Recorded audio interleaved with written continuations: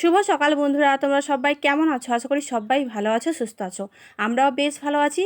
তো এই মুহূর্তে তোমরা যে যেখান থেকে আমার এই ভিডিওটা দেখছো, আশা করি তোমরা সবাই অনেক অনেক ভালো আছো, সুস্থ আছো আর অনেক হ্যাপি আছো।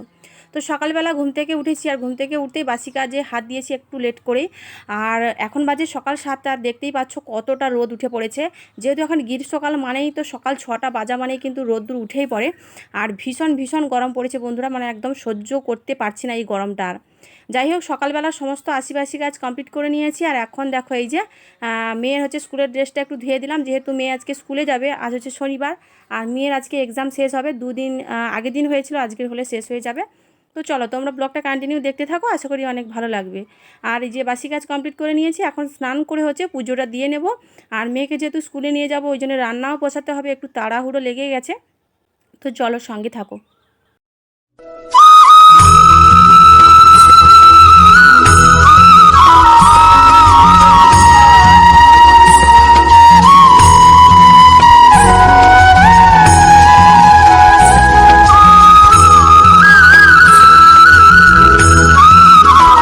দিয়ে সোজা চলে এসেছি একেবারে রান্নাঘরে।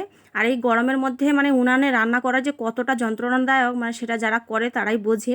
তো যাই হোক, কী আর করব, গ্রামের মানুষ, এভাবেই তো থাকতে হবে আর এভাবেই দিন কাটাতে হবে। সেই জন্য কিন্তু সব কিছু মানিয়ে গুছিয়ে নিয়েছি, যেহেতু আমার অভাবের সংসার।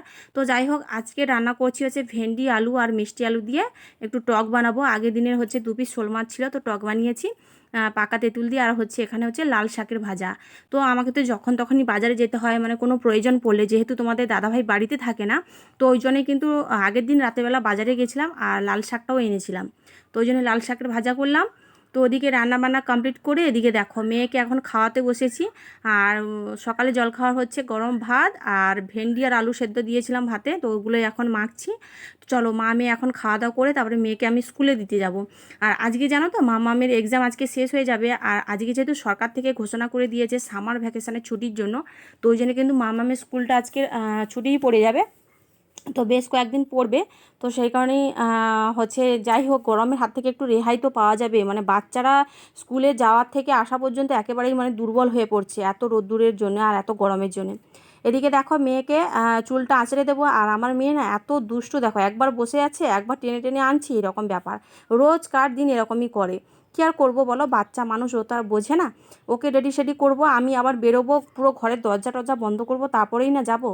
এদিকে দেখো আমি যদি 10 হাত পেছনে, তো আমার মেয়ে হচ্ছে 10 হাত আগে। মানে ও স্কুল যেতে ভীষণই ভালোবাসে, আর স্কুলে যাওয়ার জন্য একদমই বায়না করে না। যাই হোক, মেয়েকে স্কুল দিয়ে কিন্তু আমি বাড়ি চলে এসেছিলাম। আবার দেখো ওকে বাড়ি নিয়ে এলাম, এখন বাজে দুপুর 1টা। এখন বাড়ি গিয়ে একটু রেস্ট করব, খাওয়া দাওয়া করবো। তো বন্ধুরা, আজকে ব্লগটা এখানেই শেষ করছি। ব্লগটা যদি তোমাদের ভালো লেগে থাকে, ভিডিওতে একটা লাইক করো আর চ্যানেলটা সাবস্ক্রাইব করে আমাদের পাশে থেকো। আর আজ কিন্তু মেয়ের সামার ভ্যাকেশনের ছুটি পড়ে গেল, তো এরপর থেকে একটু রেস্ট পাবো। চলো সবাই ভালো থাকবে, সুস্থ থাকবে, দেখা হচ্ছে পরবর্তী ভিডিওতে। টাটা।